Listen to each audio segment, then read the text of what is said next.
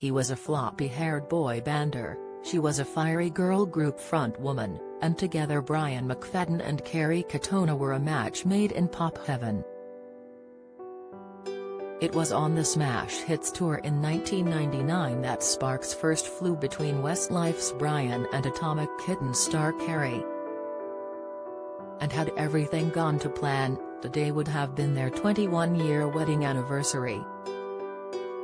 But sadly, despite the grand ceremony at the Church of the Immaculate Conception in Rathfay, Ireland, and 250-strong star-studded reception at Slane Castle, their union lasted just 2 years. Indeed, behind the £6,500 worth of lilies and glitzy bash, which was said to have cost £100,000 in total, according to Brian, had already realised it wasn't meant to be. Admitting he'd not stopped to think if the marriage was a good idea, the singer blamed his inexperience for the mess that followed. "I was very young when I met her and no one ever loved me before," said Brian, who was just 19 when he joined Westlife and had only kissed one person before Kerry. Talking to The Independent in 2007, he continued, "So when Kerry came along and wanted me, that gap was filled and I felt good simply because I had someone to share everything with. I never stopped to think, you really should get to know this person before you have kids, think of marrying or settle down.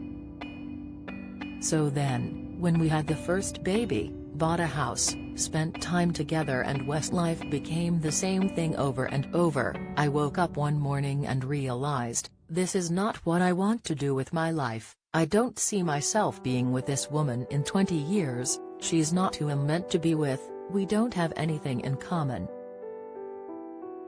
The former couple, who have daughters Molly, 21, and Lily Sue, 19, split in 2004 when Brian came clean and admitted he didn't love Kerry anymore in a tense phone call.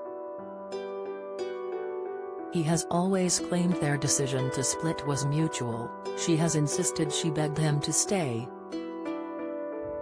However, it turned out the writing was actually on the wall weeks before they even tied the knot when Brian cheated with a lap dancer on his stag do in 2001.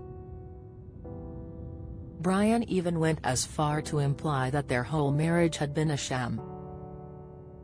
"It wasn't a real wedding. We were getting married to have a big party and get loads of money for it, and to appear showbiz," he told Reveal magazine. "The day my marriage ended was on the stag night. That was the time I felt this is not supposed to be." The nasty saga saw Brian pay a substantial settlement to lap dancer Amy Barker after he branded her a liar and denied they had romped shortly before his wedding to Kerry. He was also forced to make a groveling apology and withdraw his accusations. Adult entertainer Amy, from West Yorkshire, was one of 2 lap dancers hired to entertain Brian and his stags on a coach trip during the raucous weekend. She claimed she had sex with Brian, but he initially denied it, insisting in an article with Heat magazine that, if it were true, the Westlife boys would never speak to me again. However, he eventually backtracked, with an apology from both Brian and the magazine reading, "In that interview, both Mr. McFadden and ourselves implicitly accused Ms. Amy Barker of lying, when she previously claimed in an article published in the Sunday People to have had a sexual encounter with Brian on the occasion of his stag night 3 years ago. We and Mr. McFadden accept that a sexual encounter did take place. And it was not our intention to accuse Ms. Barker of lying." For Kerry, who said she was very much in love, the news was devastating. Especially as she reportedly found out by reading it in the newspaper 6 months after the fact while Brian was away on tour. "That killed it for me. I loved Brian and I trusted him. I remember thinking, but has the fat one from Westlife. Why would he do this to me? She reportedly told the now-defunct News of the World. After their split, Brian moved on with Australian singer Delta Goodrem after they joined forces for his solo single, Almost Here.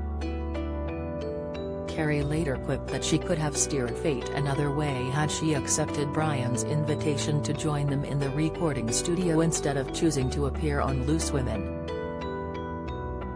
I was Gary McFadden, married to Brian when I first appeared on Loose Women age 22, she told the ITV show in 2017. It was always my Brian this and that, and then one day Brian said to me, I'm recording a new single with someone called Delta Goodrem, come with me, and I was like, I can't come, I'm on Loose Women.